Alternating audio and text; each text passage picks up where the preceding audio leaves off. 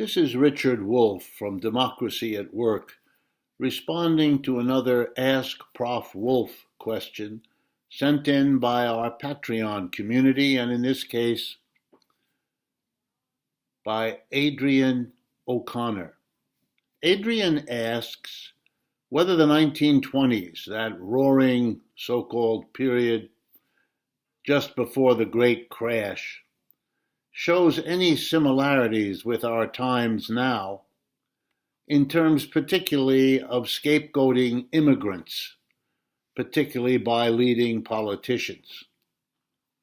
It's always useful to look at historical parallels. They're full of suggestions, hints, ways to look at our own situation that offer many insights, and this is no exception. Briefly, to respond to Adrian's question. Yes, the 1920s were a time of scapegoating immigrants. A famous law was passed in 1924 that rigidly restricted the flow of immigrants. There was particular hostility to immigrants from the southern parts of Europe, Greeks, Italians, Spaniards, and so on, and likewise an enormous increase in hostility to Chinese immigration on the West Coast, and so on. And politicians, I remember particularly the Republican President Warren Harding coining the phrase America First, just in case you thought Mr. Trump invented that. America First was his slogan in his campaign in the 1920s. So the short answer is yes. Let me expand briefly, though, on it. World War I was a very major change in the United States.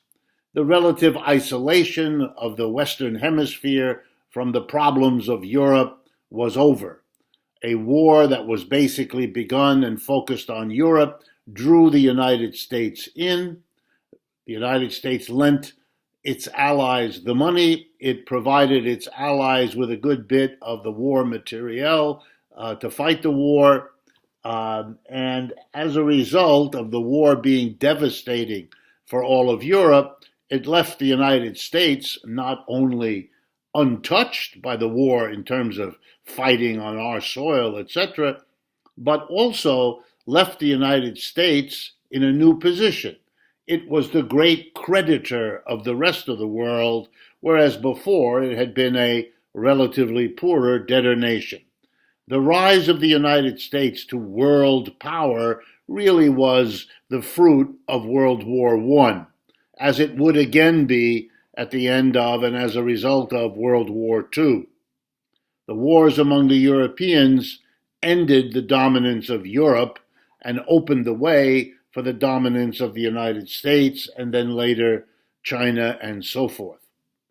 And I think those periods in the 1920s are also like ours in the following sense. Life was changing. The farm was disappearing as a source of livelihood for millions of Americans who were forced by the collapse of the farms, their replacement by larger and larger farms, which eventually would be called agribusinesses.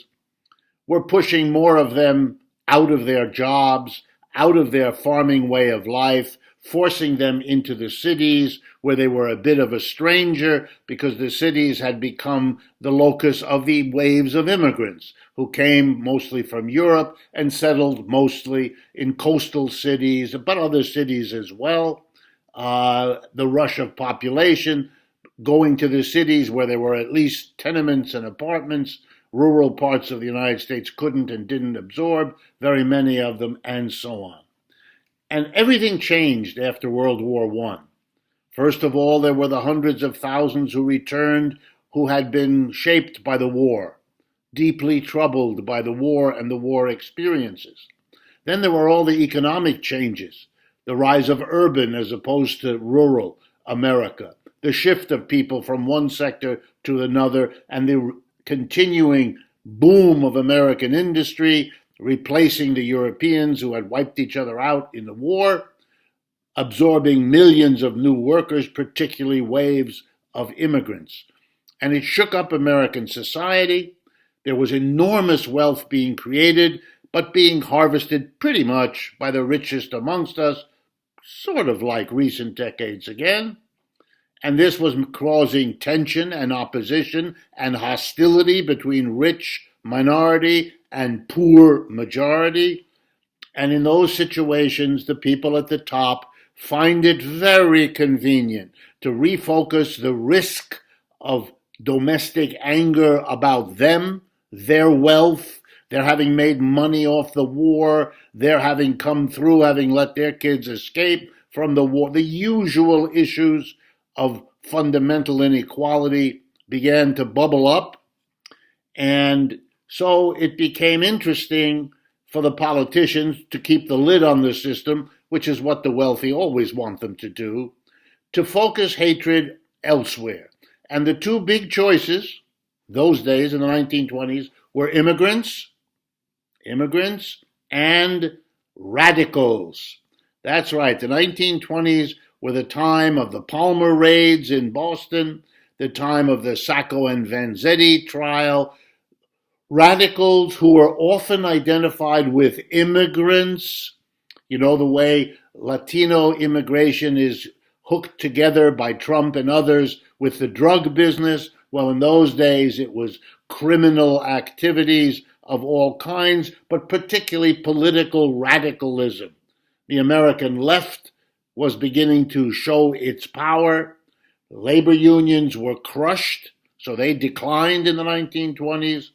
And partly the attack on the left was pretty successful, but it was all carried over with a hostility to immigrants who were closed out by the law of 1924, but were also attacked left and right. There was also a time of trying to go back to quote-unquote traditional values, one of which was banning alcohol. If you put together the discrimination against immigrants and the creation of a wonderfully profitable market by illegal alcohol, you will understand why the 20s were a time of alcohol running, anti-prohibition, criminal gangs heavily shaped by immigrants, the whole picture, the bubble of the time. But again, the basic answer, when America is troubled, it has a tendency to take advantage in a horrible way of its otherwise noble history of welcoming immigrants. It solves its internal problem by turning on the latest immigrants, demonizing them, and hoping thereby to distract popular attention from the social and economic inequalities of the capitalist system as it was evolving. In hopes that this is an interesting answer for you, thank you again, Adrian O'Connor, and the Patreon community for your interest and your support. This is Richard Wolff for Democracy at Work.